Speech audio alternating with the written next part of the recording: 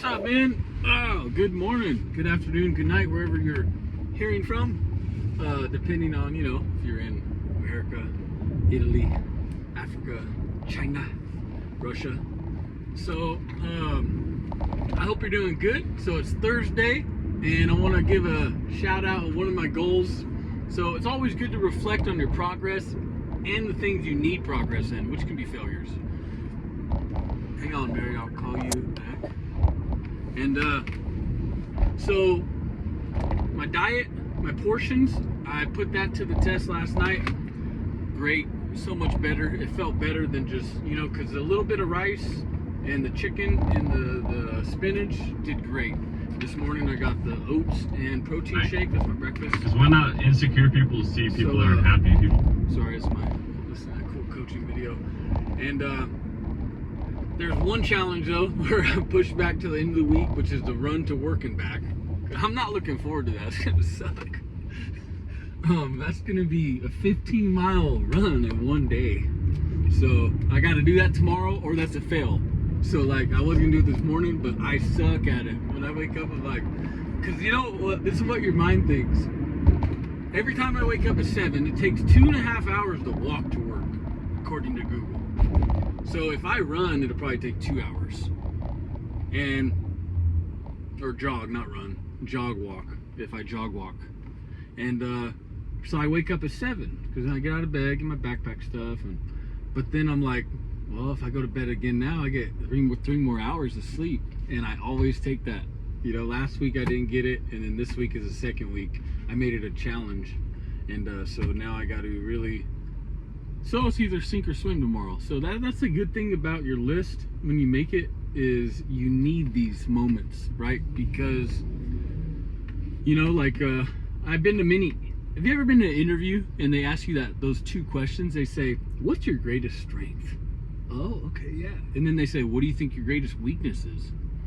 Well, let me ask you a question off on those as your backdrop. How do you even know, and how did you get to know what your greatest strength was? And how did you get to know what your greatest weakness was? You can't know those unless you've really been actually growing in life, learning in life, falling in life, getting back up in life. That's actually how you find out your strength. That's how you find out your weakness, right? So, whenever you think, just think about that for a minute, right? So like, Team Envy right there. Yeah, every time you hear that, Team Envy and Team Jealousy, they're in their car going, oh, I hate this guy so happy. Anyways, I just want to, So anyways, that's what that's all about right there. So, because I'm happy, they're sad. And, which whatever, they chose to do their own path, right? Thumbs up. Anyways, when you think of those questions, right? Like whenever they ask me that, what's your greatest strength? Now, I was on the interview, I left it out, but I was like, wait a minute. So her name was Brittany. Awesome. You can tell this woman's a boss. She gets down with her work, dude. And very professional and spicy. I would call her professional spicy, or spicy professional. But anyways, there's nothing wrong with that. So I went in there and said, well, to add on to my strengths is also influence. I can bring you massive influence. And you know why I can say that? Because I take a look around, I know what's going down, and that's the truth.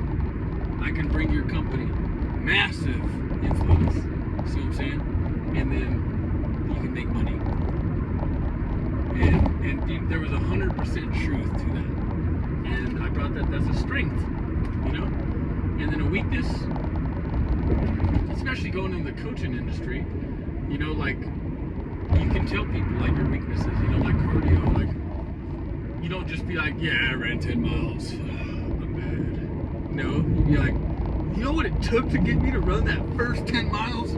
It took like a month of trying to wake up at 7, man, and then setting my alarm to 10, and then after like four months, I finally got up and ran, and then after that, it was cool. I was, boom. See what I'm saying? That's the whole point of micro goals, because when you go all in, like this guy said at the dance class last night I was at. He said, when you go all in, because he told me a story that was hard for me, but I took it. He talked about the coach coaching you and you not doing what he said, so he threw you the hell out. You know, and then so me, I go back into like trauma mode as a child. Because that's a tough thing, you know, for guys like me. We're just like, damn. But I shook it off because I knew he wasn't getting personal with me like he was. I knew that. So, but rejection will make you think that. So you have to take the hits and then put yourself in check. And I did that last night. And afterwards, I could tell. You know, I just kept holding on to that thought of like he's giving you a lesson right now. Don't look at him like he's, you know what I'm saying? And it went away. At first, red, sad, because of the past. It had nothing to do with this man. It was activating stuff that's happened to me before. That's all that happened, right? And then you put yourself in check. And he told me a story, you know, and he said if you put your whole heart in it, you know, you're gonna elevate. Every person will just, you know. And I'm like, cool. So that's what I want you to start to learn to do with diet, exercise. And I always say diet and exercise first because it's such a great platform to start on, right? I mean, this is the number one thing to start on, and then everything else will follow. Because, my friend, if you're busy working out, going to work 40 to 50 hours a week, and then you're going to the gym 5 days a week, you immediately separate yourself from all the bullshit. What is the bullcrap? People, mockers, scoffers who don't have any lives. You immediately grow a layer of tough skin because you're so busy minding your own business and focused on gym, health. You immediately separate yourself from bullcrap. It's like you grow this like force field and you're just like, man, I'm too busy to even really care what y'all with no lives are thinking. You know what I'm saying? And then you go into this separation zone where you just finally start growing, dude. People who are growing and minding their own business don't gossip and mock all day. They just ain't got time. Because they're busy, dude. And you need to get a little busy in your life. The reason why you're so insecure is because you're so worried about everybody else and their clique and what they say and think about you. But that's why I always push the gym and health on top of your workload, because you're going to lose some of that time that you need to lose that you're thinking about insecurities too much. So you get what I'm saying? You're going to pack yourself to where like you're going to realize you need to do this outlet because you need to realize you are the problem with insecurities and passiveness and gullibility. It's not most of the people you think it is. When you get busy, you realize it's you who needs a heal. It's you. That's how life is, bro. If all these people who mock and scoff would do what I'm telling them right now, they would realize they're the problem. They're the mockers. They're the scoffers. It's the same thing. It would happen to an insecure man. It would happen to an egotistical man. Whatever. If you would just do this and get busy, you would realize, man, I was wasting my time on what I was doing. You see what I'm saying? And that's a huge maturity building block in life when you can admit that. But if you can't, then, you know, continue doing what you do. I don't care. But I'm trying to train people to, you know, get better. And that's what this video is all about. And if you like this video, hit the thumbs up button and hit the bell icon so you can get notified and share with your friends. And if there's any wives out there who love the results they're seeing in my life, because I know some of you do, share this with your husband, share this with your friend's husband, because I can bring something to the table that many coaches can't. And I'm not bashing them in any way, but I'm just going to reflect my situation into my business I'm making, that God gave me the authority to do. And you know, I'm the cheapest one. I don't go off of money. Money just is cool. I love money. I don't love money. Money's good, it's needed, but it's not the staple of my being, and which stands for business.